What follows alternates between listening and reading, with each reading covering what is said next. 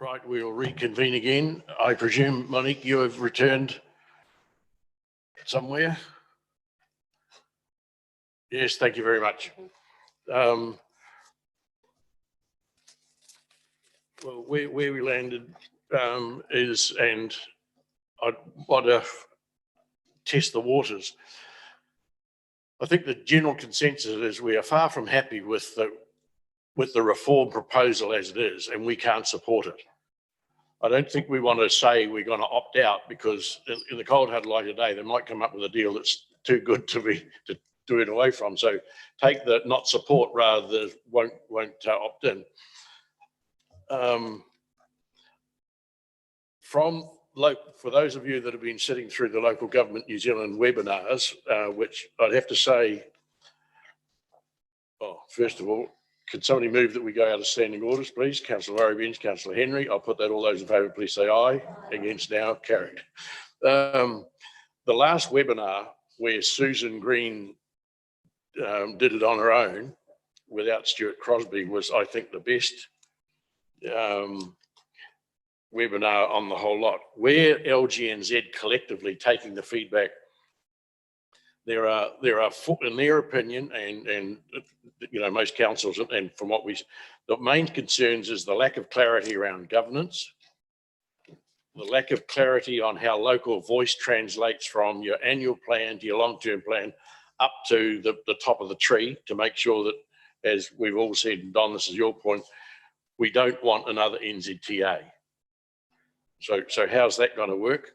The third one is the planning hierarchy. How's that going to work? Because we are stuck on district plans, regional policy statements, national policy statements. Who has the power to control? Is it the entity at the top of the tree, or is it the local council? Where local government's coming from, we're focused on localism, and that has to come from the bottom of the tree. It has to be a bottom-up process, not a top-down. And the fourth point we wanted to make clear, or the local government wanted to play, this proposal only goes to council-owned and operated facilities. The 75,000 or so small council, non-council private schemes that are out there are outside of this. Now, we understand government's already made that call that they've separated this out, so it's only council. The other thing you need to be aware of, that local government and the Local Government Funding Agency have asked some questions, because they haven't thought through, or there's a lot of detail required on, and Kamaran, you might want to help me.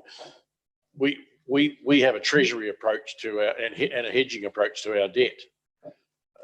If we take something out, what is the impact on that, and how does it all work? So there's a lot of questions around that.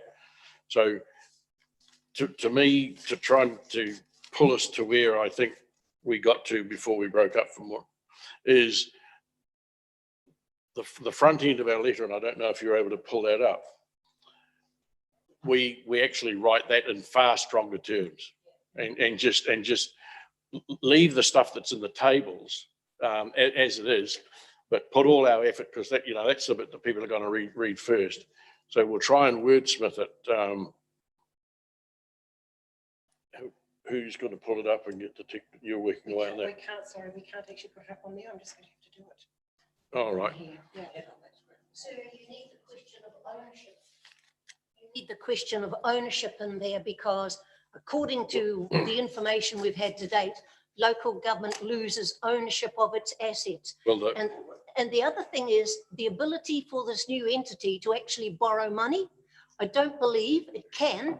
According to the confused information that we're getting, is that it will have the opportunity, the councils have the opportunity to borrow money, but this new entity will not. And I think that needs to be clarified as well, sir. Well, yeah, if you read all the papers out, Standard & Poor's have already done that and said that the new entities will have that. But when the LGNZ talked about governance, and they started to explain it, what they said is there's need for far more detail, because we can't see the relationship between governance, ownership of the assets, management of the assets, political, and how you manage growth, as opposed to maintenance and renewals of existing things. Who's going to have that? So from a governance point of view, the LGNZ view is it's a holistic approach which picks up the ownership. How does governance relate to ownership? Where does it all fit together? And there is no detail in there at all.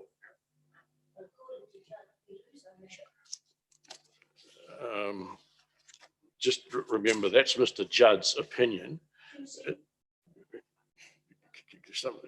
I accept he's a QC, but that's his opinion of the legislation. It's not a legal opinion. It's there's many views around about this, and that is but one of them. So we've suspended standing orders. I'd hope we'd be able to pull it up on the screen. We're not able to do that anymore. Where can we do it from, though?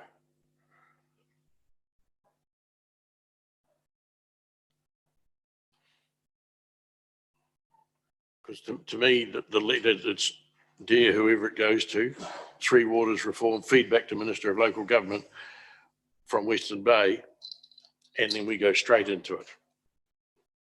But we cannot support the sorry, Murray. Well, my start off 10, sir. Yep. So the context of the feedback. In providing this feedback, Western Bay of Plenty District Council notes significant issues with the direction of the Three Waters reform to date. Our motivation in providing this feedback is to reflect community concerns and to suggest that the current proposals be replaced with proposals that are acceptable to the majority of ratepayers.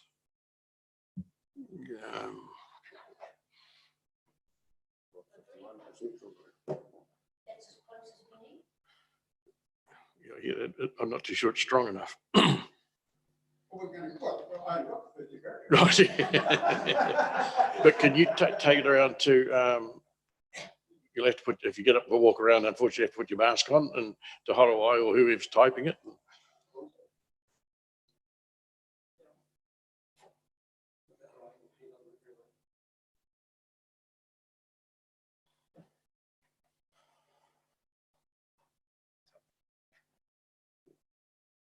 Right, it's up. Sorry for those of you that are on the right-hand side. It's up on the wall behind you over this way, which is a bit of, yes. And then after that, we get into the issues of governance and the other things, 75%. All the other issues that we need to talk about. Let Gillian typing at speed with nine or 12 people inputting is not easy.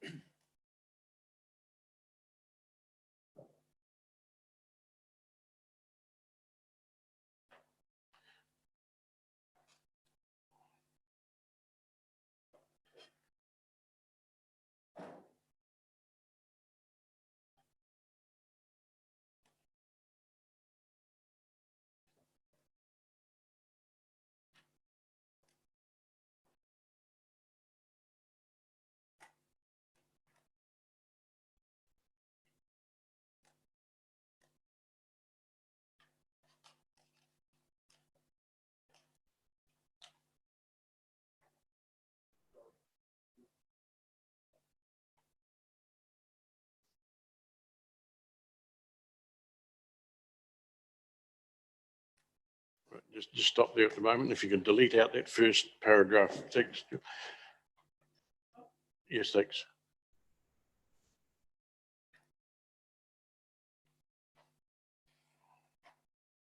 I think neither endorses nor rejects direction of the Three Water Reform today. That should be wiped as well.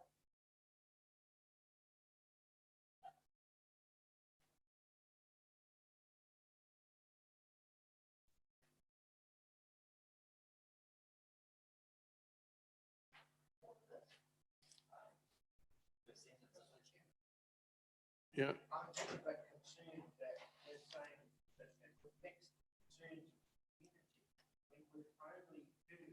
what the community, what a small proportion of the No, community sorry, are sorry, saying. read it. The majority of ratepayers. Well, we haven't heard what No, the no, no. majority of ratepayers say. That's what we want to find out. These are our concerns and we want them to answer them. So before we could take a proposal out to our communities, we need some hard information. And at the moment, there is no hard information. How does the governance work? How does the thing? And we also need to tell them the current communications program is a disaster. Yeah, totally agree.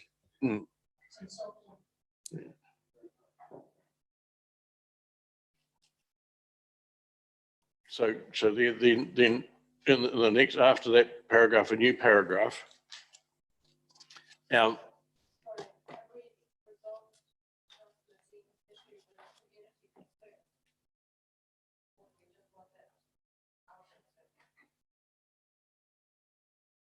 That's why he was, Mark was referring to that. all right.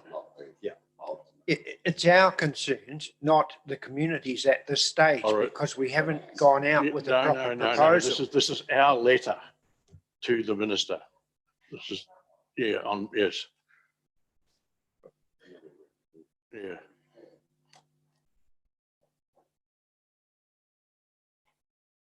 Then if you go a new paragraph straight after that, Jill. The significant areas of concern in the areas of governance. And I'm just trying to line up with LG and Z now to make sure that we're talking in sync with them. You might want to do these as bullet points, Gillian. The next one is how does the local voice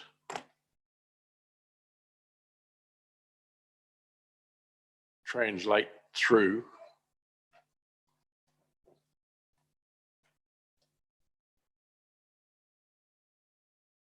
to the new entity?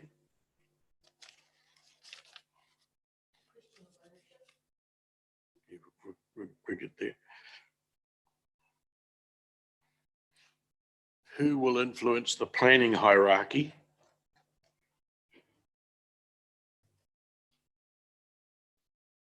Around levels of service?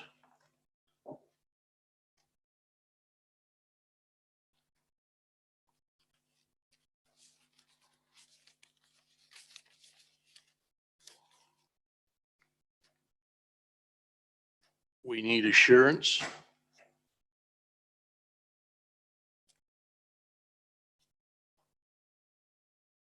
that non-council owned and operated facilities are not included.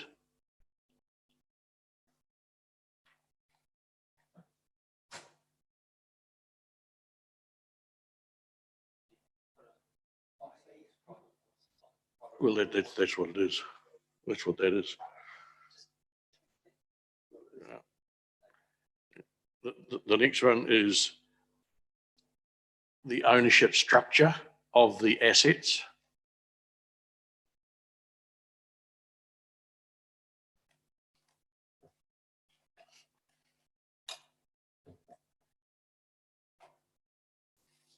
So that's some stuff that's picking up. And so is there anything else that anybody else wants to put in there or change that? Sorry, John. Oh, Credibility of current model. yes. Mhm. And the procurement efficiencies, right? Yeah, well, no, that Wix data that, you know, we've talked about, they talk about 1.2 million, we talk about 369. The modeling in the data in the models. Yes.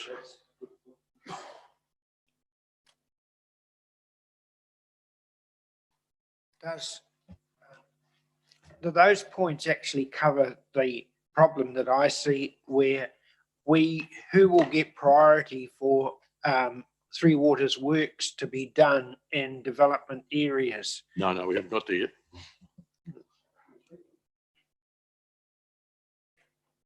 No, that's really, you know, how do you want all the silica removed or you want it left in there? Do you want it chlorinated? Do you want it fluoridated? Is that going to be made nationally or what it is? So is there a local flavour in there? Then how are you getting on there, Jill? The next bullet point is how will precedence, how will prioritization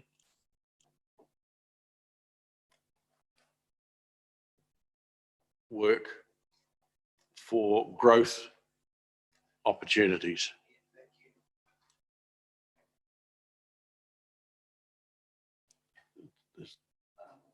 Can we put something to indicate that we want the opportunity to consult with our public before No. government mandates something? You will get there to enable us, what you got to say, to enable us further down to take a proposal to our communities for consultation. We need all the above clarified for us. Sorry, James, did you have something? Oh, Mark? With that last point, it's not just growth opportunities. It's the same situation as what we've got in Wellington with the replacement of leaking pipelines. So who gets a priority to get their leaking pipelines replaced when there's a limited amount of funding? Sorry, Jill, can we break that into two? Because then the same sort of thing. How does the maintenance and renewal of existing assets get prioritised throughout the entity? Because our big concern is the big players are going to put their hand up, which is what happens. And if there's any political interference coming up to a general election, remember we've mentioned in our detail about it must be a hypothecated fund, which means it's void of political interference. I don't know we're going to win that, but at least we try. Yes. So how are we going, team? Are we good? Right. Can we add something about financial contributions that's been raised this morning and more certainty about how that would work?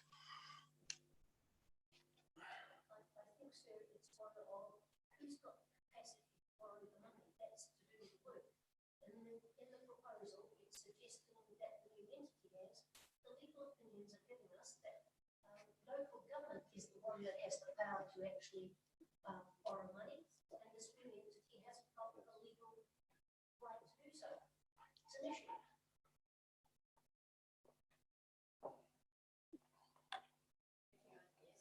Did you pick up that point on financial contributions? Because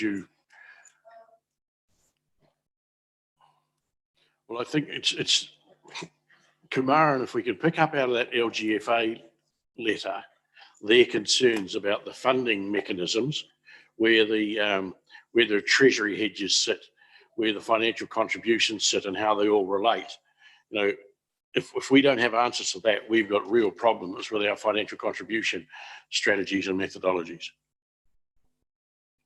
So we can pick that up out of that LGFA letter somewhere and plonk that in. Remember, this has all come back in the next couple of days for us to all sign off on. This won't go until it's had a final look through. So It's really important to keep it as simple as you're doing, because the way the other letter was so long-winded, all they'll do is put it into one drawer. right, yeah. So is it? Earlier, you raised the question of the treasury model of funding and depreciation. No, Kamara's got it. If you get to see the letter from the LGFA, which is Local Government Financing Authority, they've got it in there. We'll just pick up their words and insert it into here. So they've got better brains in the financial space than I'll ever have. Right. Is there anything else that we want to put in? I think you're right. Keeping it simple and to the point, so there's no confusion. That we want them to understand that we're far from happy with what's there. We understand Three Waters, the status quo is not acceptable, but we don't know what the next option is because we're far from happy with what we've seen. Can we, sir, suggest that we look forward to proposals that will actually help local government to improve its services rather than a centralised bureaucratic system that's proposed presently. Sorry, Anne, yep. We just touched on it before, it's not up there, about the ownership of assets and the borrowing upon it. Because if we own the assets, we should be able to borrow against them. Now, I don't believe that we will be able to if they go into the entity. No. So can that question be actually asked so we get a clear answer on it, please? Is that covered in the LGFA letter?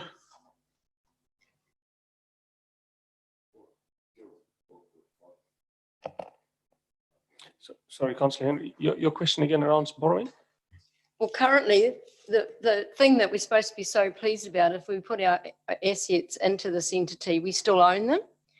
But if we own them, we should be able to borrow on them. Now, I don't believe if they go into the entity that we can borrow on them. So I'd like a clear answer from the government about that, please. So in the context of the proposal, those assets will be transferred to the entity, and the entity will be able to borrow against those assets, not local authorities. So then that is actually not ownership. Sorry, Murray? Yeah.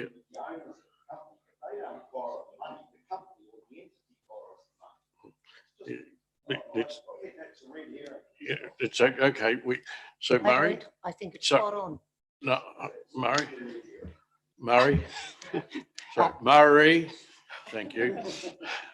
Are we going to strengthen any of these points with further commentary? We can, yes. Because that just saying governance doesn't do it for me. I mean, the 75% Oh, thing is just silly. Parliament can work on 51%. We can work on 51%. Why on earth does a water entity need to have 75% to do anything?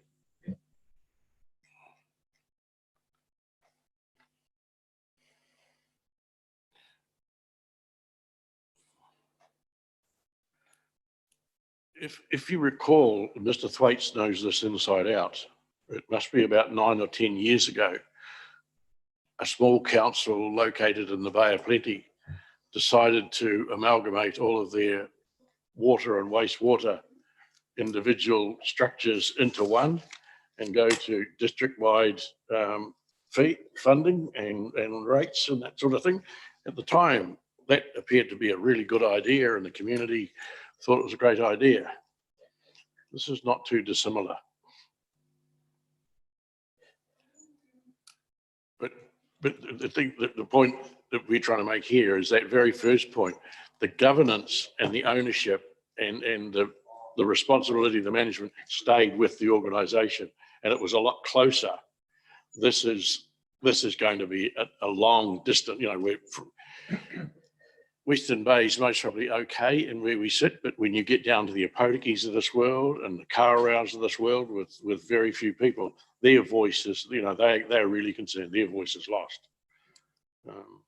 So that's why an alternative model is definitely required. and If they want to upgrade something, how do they do it? Going to a huge entity like this, they'll be at the bottom of the heap again. so that's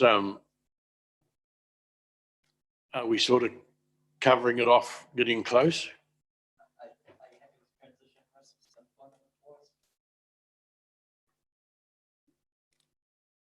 Transition risks, stranded assets, and continuity for employees.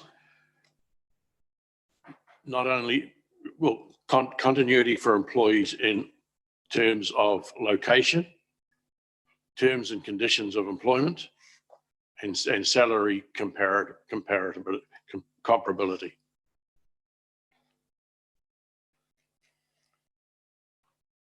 We can sort the typos out in that later.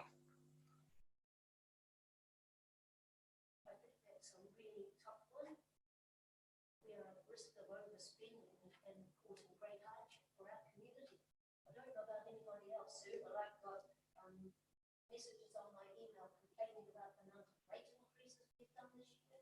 And so we wait for the annual report to come so you can give it to people to sort out. But here, you've got no influence.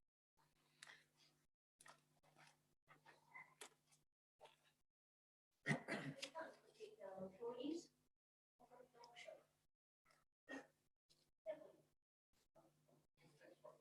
That's what we're asking. We're wanting to know how that's going to work. So is that enough to, I think we've really pretty much made the point. And I think when you get past the bullet points, we also need to have a paragraph in there that we are far from impressed with the communication processes and programs that central government are using to promote their proposal. And it's their proposal, because remember, this is the central government. This has got nothing to do with us. And the other point we need to cover off is we're disappointed that local government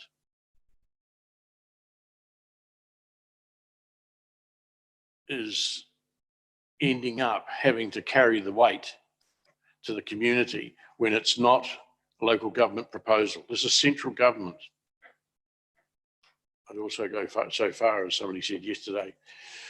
This goes back to 2014 when Mr. Smith made a great idea and entered into legislation Te Mana O2I. And then in 2015, when they entered into legislation Mana Whakahane Oroe agreements. And then in 2016, when the then Minister of Local Government, the Honourable Anne Tolley, started off this process, because this all started off from swimmable rivers, and they had to be so clean. And they made the point that one of the proposals of the unintended consequences, for those of you who are here, remember we got Todd Muller, and I was asked to have a word to Todd Muller, that if the freshwater regimes are so tight, nobody will be able to discharge wastewater or stormwater into any water body in New Zealand. And that's when they started, oops, we better go and have a look at the three waters. And Tolley's was, we need radical reform in the area of, so this has been going on for a long time. And that's the background to it. This is all the unintended consequences of that freshwater stuff, that they wanted the waters in New Zealand so pristine that the ability to discharge stormwater waste is pretty much impossible. All right. Just a minor editorial one, Jill. Can we change that not included about fourth or fifth bullet point to excluded? Excluded stronger. No.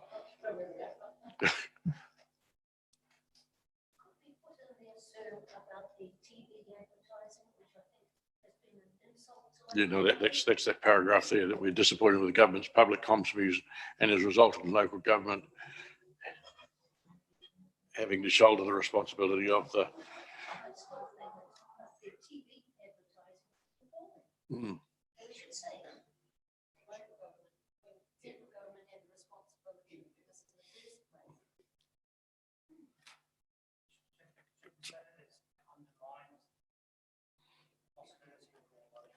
Yes, Jill's got that.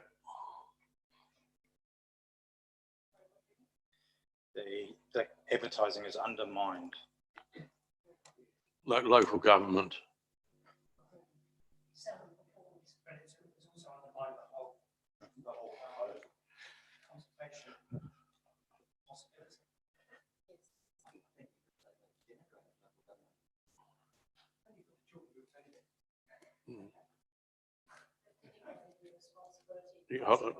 Alan, you. Yeah, the other area, I may have missed it or not retained it. The other area was exactly how the pricing, the costing goes out. The formula it takes, or whether it's going through from that entity, or whether it's coming through councils and costs. That's the credibility of the financial projections and modelling and how they relate to our council in particular. We are far from convinced are correct. Yeah, okay. You might want to add that in.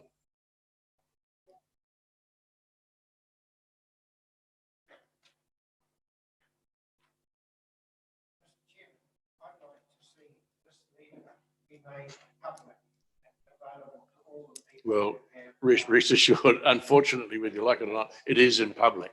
We're in a public session now and it's being recorded. So anybody watching this, and we will get a press release out this afternoon once we get this tidied up of where we've landed. Yeah.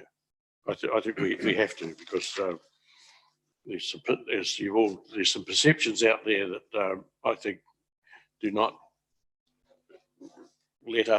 do not put our council in the position where I think we really are.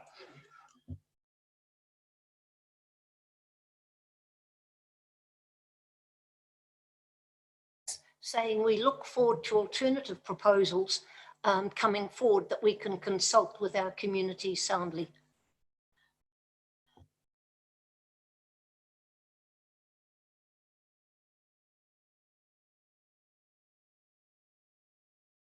Sorry, the final paragraph is to enable us to have a credible proposal to take to our community for consultation. We need answers to these issues we've listed above. Because until we get those, and that's the point I've been trying to make. I couldn't go to our community until I have the answers to those points we just made. And I don't think any of us could. I think we also need to emphasise we don't want that opportunity to be removed either. Public consultation by mandate, that's what my point.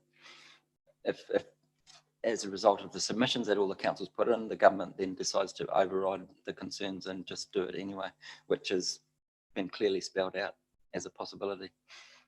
I think, sir, that any government who decided to walk over local government and mandate it would be in serious trouble. And their PM is a good communicator and not stupid, and I can't see her allowing that to happen. She would be a fool. So just one last. Remember, this is being publicly recorded. So we try and be a little bit diplomatic. Can I say also, did you want to put something about integrated spatial planning? Yeah. Concerns with urban development? No, we've taken it up in the hierarchy, further up the hierarchy of planning. I'll just get John to bring an update on some of the public that turned up earlier on this morning. Yeah, I think it's important, and just to see whether that influences any of your thinking here. So the reason I was late, we had about 25 or 30 residents over in reception who wanted to come to the meeting this morning. So I'm just going to reflect a couple of things that they said to me. Obviously, they wanted much stronger consultation and a way of being heard in the process. Their preference, obviously, or from them, was that they would have liked to have had that before this letter went, in their words, the way several other councils had. So that was one of their concerns. The other one was obviously a dissatisfaction of not being able to come into the meeting today to be able to voice those concerns. Obviously explain the reasons for that around COVID restrictions, but I just want to pass that on. And the last thing was that they didn't believe that. I think it's when we get back to the resolution number 4 was about giving me some authority to be able to change this letter. I think that's probably gone away, given that the work that we've just done on it. I just wanted you to hear what I was hearing this morning.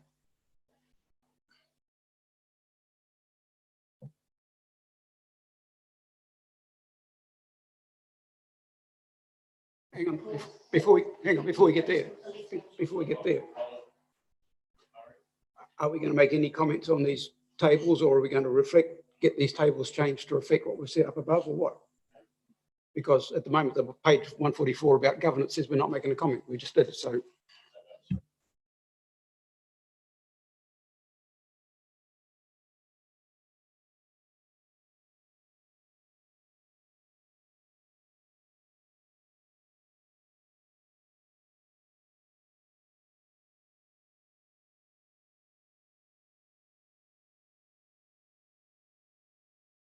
Some of these comments are about many are concerned. I think we need to say we are concerned, especially in regards to opting in and out in the new entities governance framework. We need to make a clear statement that it's us that's saying this, even though we've heard that many are concerned. We agree with them and we are concerned as well.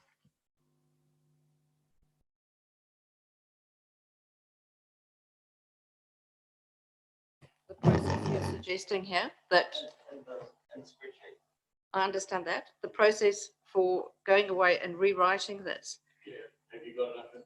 Sorry. have you got enough information to go away and pick up all these points, or do you want to go through it line by line now, which is the easiest thing to do? I was under the impression that we were going through this, that this was not points to be rewritten, but this was actually how it was going to be. I think the point, Jill, is of any of the points that we've made above that the councillors think are the strongest things that we need to mention, just making sure the severity of those is also reflected in the more general In the comments. table. Okay. I think you can probably bring that through, and then we'll send out the updated version. Sorry, Murray. Do we need the table anymore? That's our concern. That's our letter. One page always gets looked at.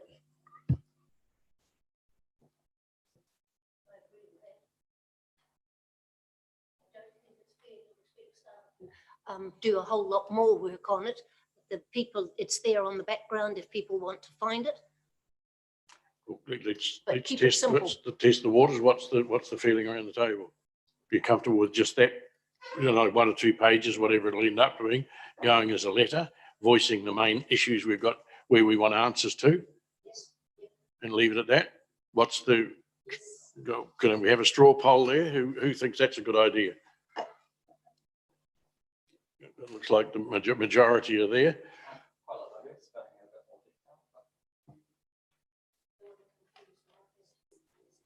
Well,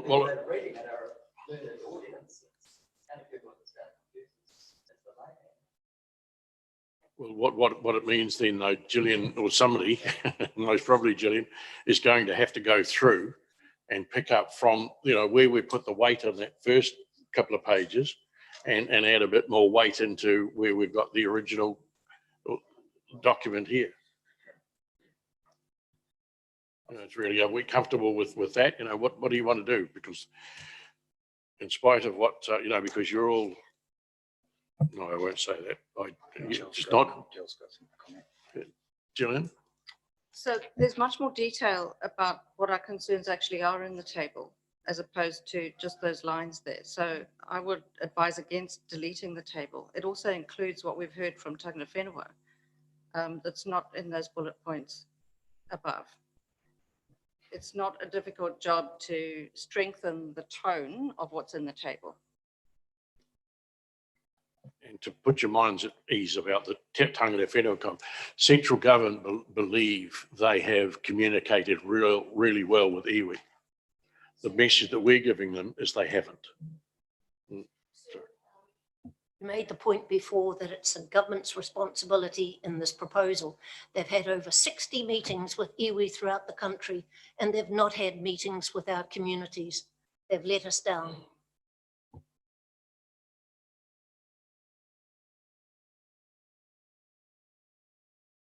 Mr. Chair, I would suggest maybe there is far more detail here, and perhaps it just still should be referred to and attached as items that we workshopped, the items we workshopped.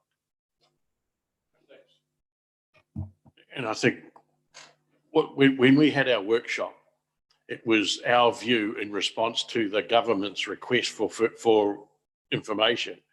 After that, this entity B was set up where they tried to get all of the individual councils to put it together into one group. So that's why we had to do the question. So where it was left neutral, we hadn't actually workshopped. So staff didn't want to put a comment in because we hadn't met. So that's why we're here today. And I just, Chris, Jill, do you think you've got enough to actually put a draft out that we can circulate to everybody? Because we've got to pick up that LGFA comment in there. And is everybody comfortable? Because what I'd like to move is that council approves the feedback generally as draft and attachment 2, but will be the amendments today will be circulated in a draft to all councillors, and then the chief executive officer will be delegated power to get the final letter ready for sending. If everybody's comfortable with that, there's no standing orders, so we need to get these. So when we get back, we can move on. Yes. Sorry. That instead of resolution or recommendation 4. Yes. Yeah. Yeah, but when we go into, I just want to make sure we're sort of generally aligned. We don't want to go around the houses once again. So are we reasonably comfortable with what Gillian's going to do for us? And it's going to be circulated to everybody for final sign off. And once it's signed off, we get a final, then we'll get the final sent out to us as well.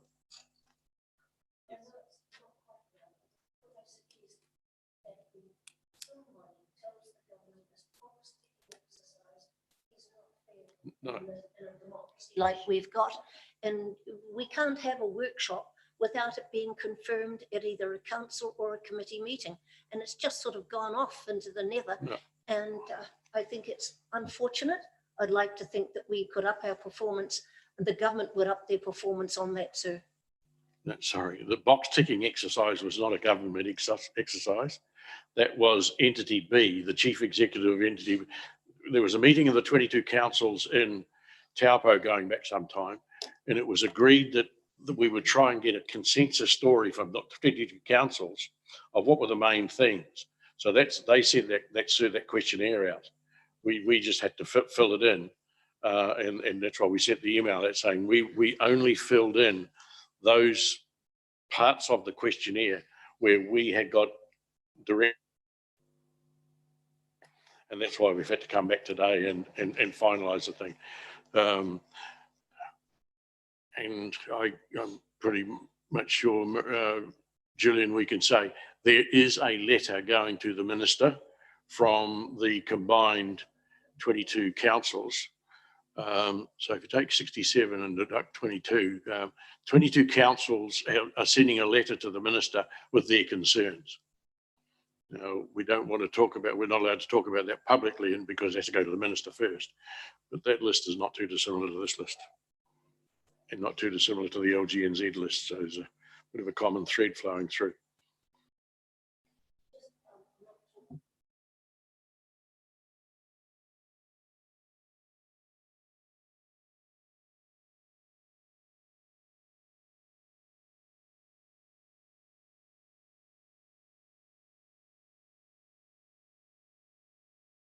Because I think it's a public record that the community wants to be consulted, and we should make sure that we've got that consultation firmly in our system. Instead of, or as an addition to 5, that we actually look forward to a proposal that we can take to our communities to consult.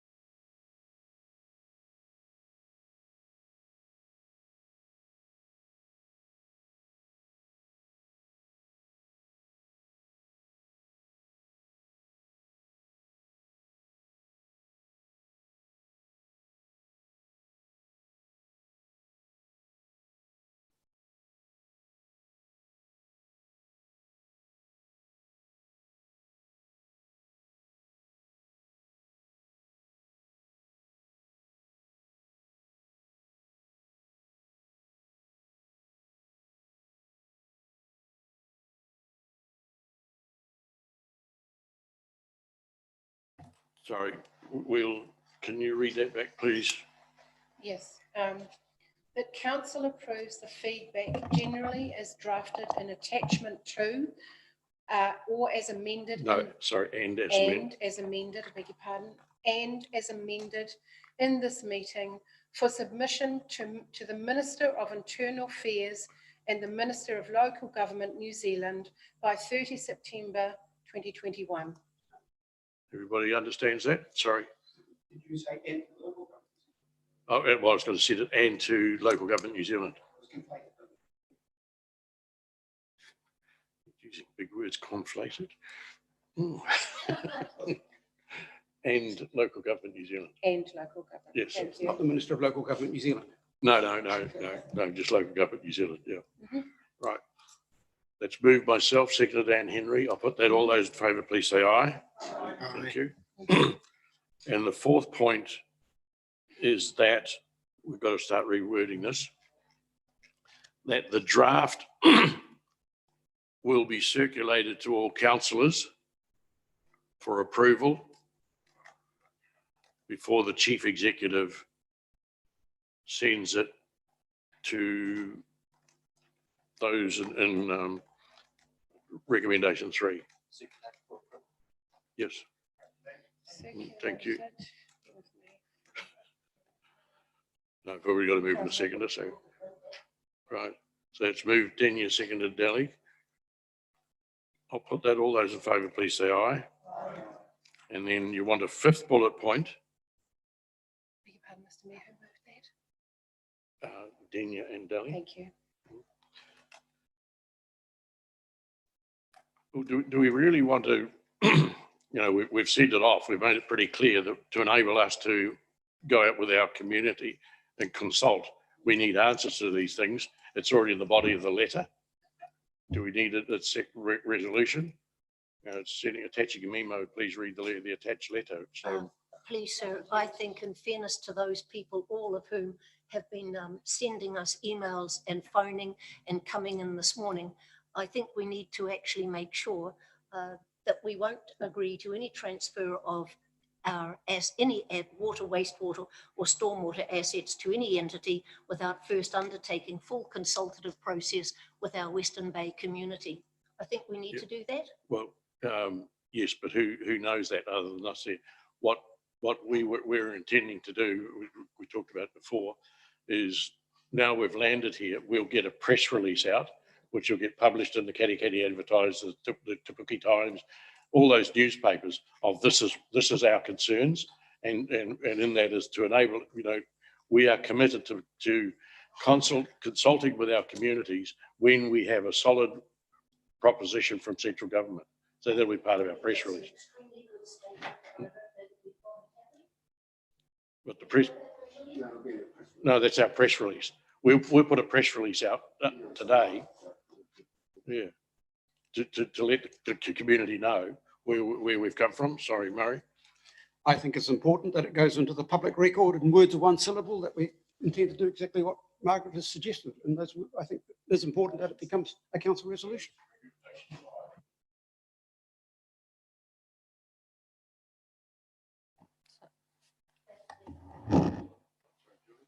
Just if we could reflect that if it's a voluntary decision, we will go for consultation. If it's no longer voluntary and it's mandated, we won't be going for consultation before handing over our assets.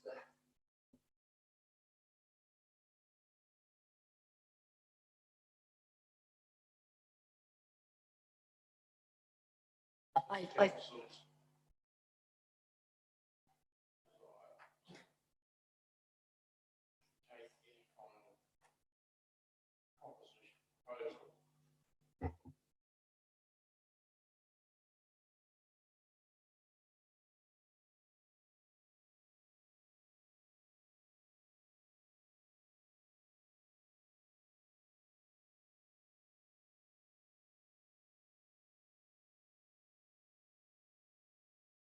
We want to take a final proposal out for consultation. Right. So it's moved, Murray.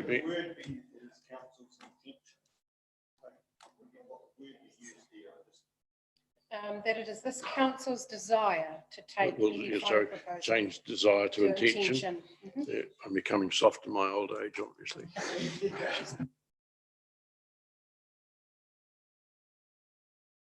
Monique, are you with us or you? I didn't want to interrupt, but it is really important that people please turn their microphone on. There's people messaging me that they can't hear half of the conversations, but rest assured, when I joined the young elected members water reform workshop that we did, over 56 of our young elected members were on the same page as all of us as well. So we're on the right track. Thank you for that, Monique. And thank you for reminding me to use the bell or the buzzer as instructed by the staff. So hold on, could you read that back, please? That final recommendation? That it is this council's intention to take any further proposal to our community for consultation. It's further final proposal. To take any final proposal Yes. to our community for consultation. Yeah, let's move Margaret Rowe Beans and seconded. Sorry, could I add comprehensive consultation? So the consultation's close enough. Everybody knows what that is. And then Norm Mayo has offered to give you a dictionary so you can read what it means. Who seconded that? Henry. Henry, thank you.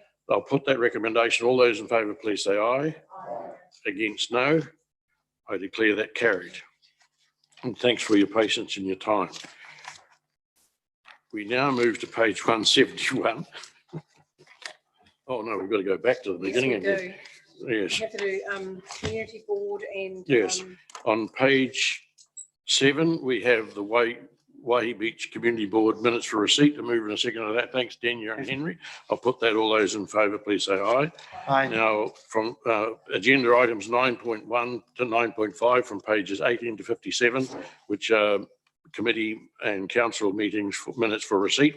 Put that, and I'll move in a second for that, please. Sol and Murray Benj, I'll put that. All those in favour, please say aye. Against, no, carried. We now move to page 58, which is the recommendation from the policy committee. The recommendations are there, A, B, and C. Is there any discussion or questions? It doesn't appear to be. A move and a seconder, please. Henry and Dean, I'll put that. All those in favour, please say aye. Against, no, carried. We now move to page 64, which is the Greater Tauranga Travel Pledge. Is there any questions of staff on that?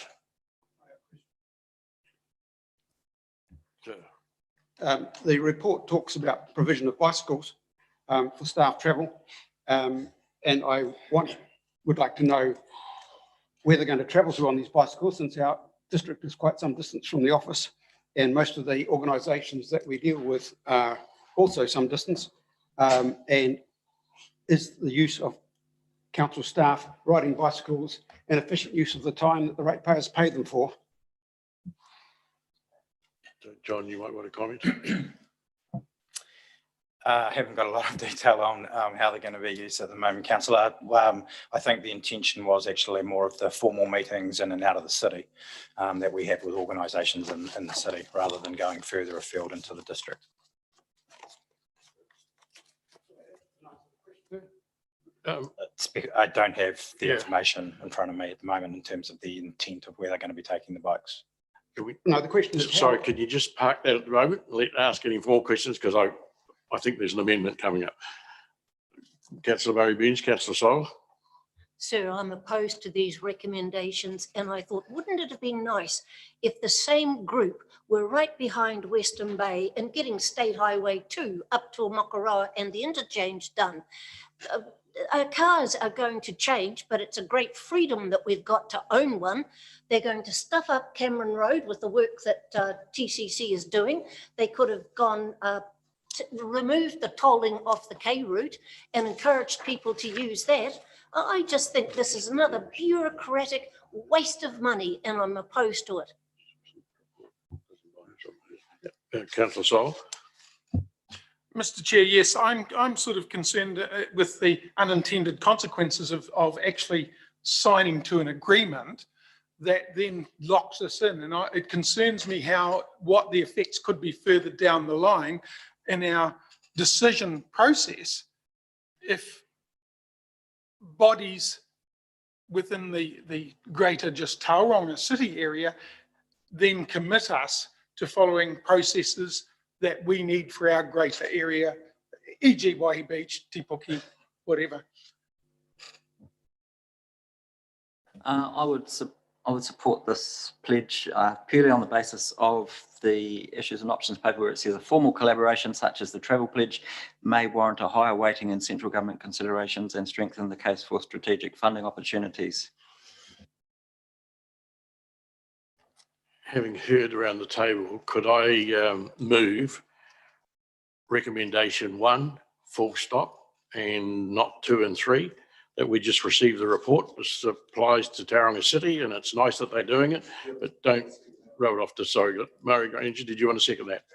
Right, so the recommendation is that we receive the report, but recommendation 2 and 3, nice, but so let's move myself, seconded Matt Granger. I'll put that, all those in favour, you say aye, against. Oh, no, sorry. Where are we now? Sorry.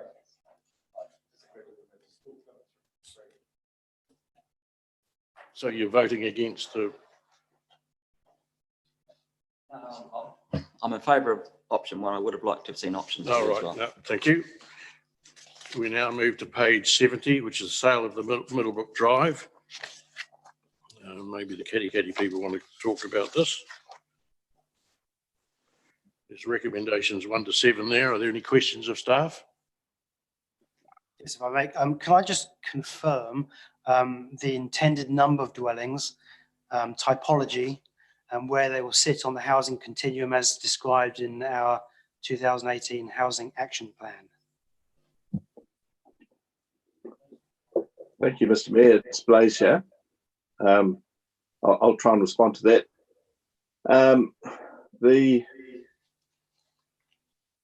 We're expecting somewhere between 20 and 25 houses to be constructed on that property. They will vary in terms of typology. Kaingora don't make any differential between an affordable home and a social house. They look exactly the same, and I have some sort of a smorgasbord of pictures of what they've built in the past that can be looked at. What they do is they do look at the surrounding area and try and complement what's currently constructed in the area. Was that all, Councillor Daniel, or was there something else? Perhaps with the typology, can you explain that? Are they going to be 2-bedroom, 3-bedroom, 4-bedroom, etc.? And then the last one was, where do they sit on the continuum, which is, you know, social housing, affordable rentals, all that sort of thing. So the typology will be between 2 and 3 bedroom. There might be a couple of 4-bedroom homes, double story and some single story. They fit. There's no equivalent, I suppose, criteria for Kaingora. That they will be affordable homes, but they will be tenanted or occupied, owned by affordable homeowners as well. So we've got Councillor Murray Beans. So I'm in favour of the recommendations, but I'm really, really pleased that 6, the council staff approve and look and feel of the development from an aesthetic perspective. Such approval is not to be unreasonably withheld.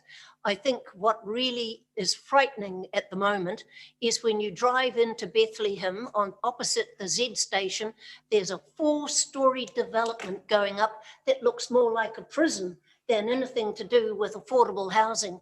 And I just, when I saw these reports and saw the pictures of it, I thought that's people able to live decent lives, which is really important. So I'm very much in favour of it, but please don't give them something like they've done in TCC. It's just shocking. And you know that it's an antisocial environment that's being created. Right, Councillor Daly. Blaise, through you, Mr. Mayor. Blaise, you sort of faded out a little bit, but can you confirm Kaingora's intention to build affordable housing? Now, I know the majority will be for retention by Kaingora for community housing, but have they suggested they might sell some of the affordable housings that they're developing during this particular development? In conversation with them, they've indicated that that will be an option, a sort of a sell to own or a rent to own type facility as well. How exactly that's going to work out, I don't know the answer to, but I think what they're trying to do is to get quite a wide range of people involved in the housing within the Kerikeri area.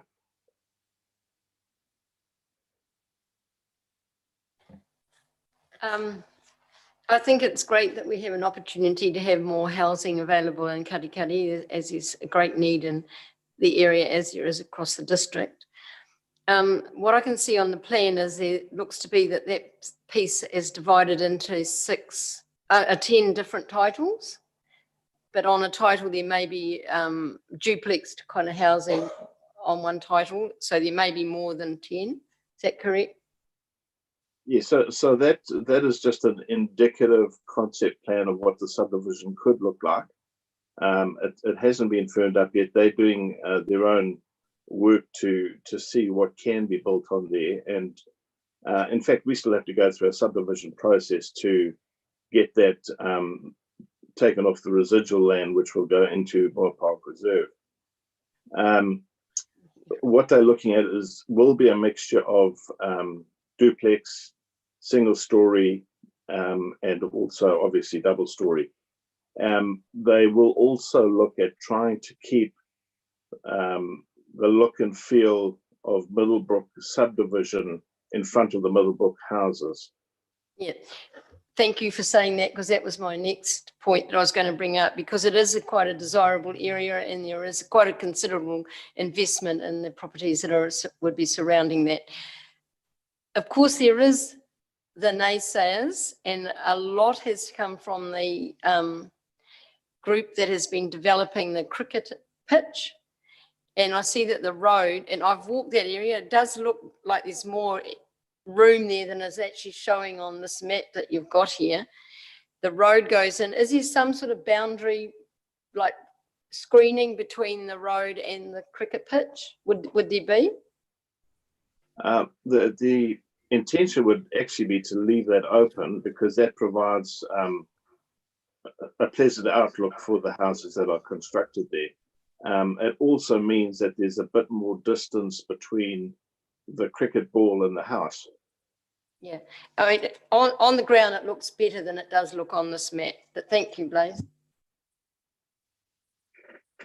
Thank you, Mr. Chairman.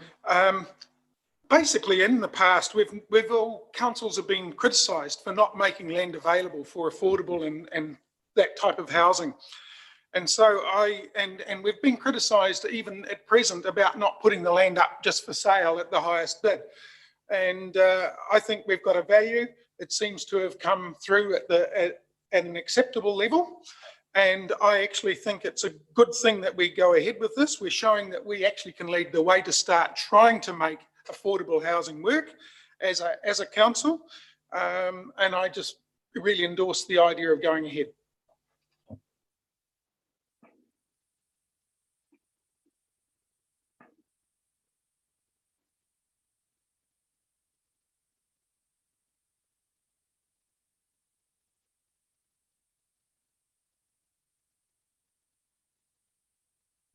The lease arrangements on Paengaroa Domain. I'm a slow learner too, Mr. Chief Executive. Thank you. Seconded, Councillor Marsh. I'll put that. All those in favour, please say aye. Aye. Against, no. Pardon? The whole lot, yes. Oh, sorry. I get instructions from We now move to page 83, which is the easement at Mokara. Are there any questions of staff on that? There's not. Councillor Murray-Benge, Councillor Granger, thank you very much for seconding that. I'll put that. All those in favour, 1, 2 and 3. Aye. Against, no. We've done page 91 right through to 171, which is the Mayor's report.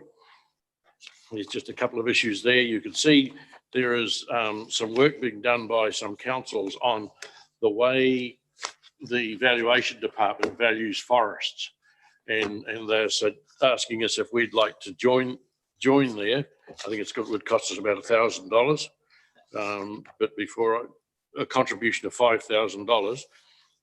But that's got to be a council decision, not above my pay grade to approve. So, Sir, there's a great deal of debate about foreign investment coming in and using good land to build forests because they get carbon credits. And I think it would be a good thing if we did actually, and I'm happy to move that we do make that payment. right, thanks. You second that. So it's moved, Murray Bean, seconded Councillor Henry. I'll put that. All those in favour, please say aye. Against, no. The other thing we have to do is recommendation 2 there is ratify the Waiari Kaitiaki Advisory Group terms of reference. I'm quite happy to move that. It's just something that's been sitting around for about 9 months trying to get different parties, and we've got them. Second that, move myself. Are there any questions or anyone to speak for or against? Not. I'll put that. All those in favour, please say aye. Against, no. And then the third point there is the council approved the appointment of Shadrach Rolliston as co-chairperson for the Waiari Kaitiaki Advisory Group. I'm quite happy to move that. Is there a second? No, we have to be John on that. Are there any questions or discussion on that? No, I'll put that. All those in favour, please say aye. Against, no. I declare that. Excuse me. I moved. Yeah. And Thank you. Thank you. if somebody can move us into confidential, please. Councillor Sol, Councillor Henry. I'll put that. All those in favour, please say aye. Against, no.